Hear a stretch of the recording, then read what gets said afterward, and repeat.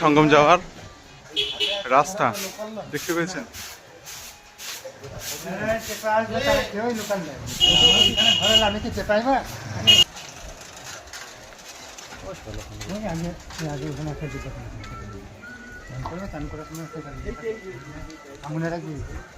মাটি তুলে নিবি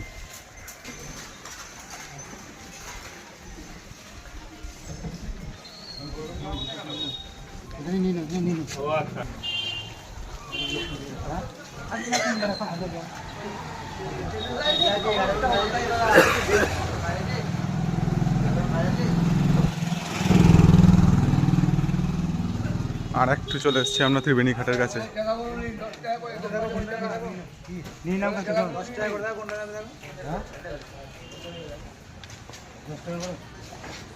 দেখতে পেয়েছেন কি সুন্দর একটা রাধাকৃষ্ণের মূর্তি রয়েছে, দেখুন। কেনাকাটা হলে আসবে, কেনাকাটা হয় বাড়ির জন্য আসবে।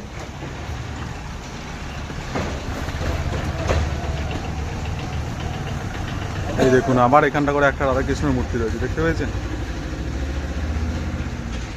ওই দেখুন গোপাল বসে রয়েছে, দেখুন কি সুন্দর রয়েছে।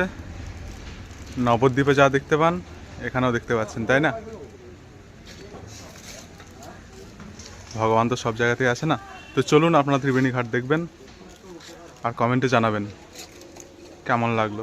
রাধে রাধে, চলুন।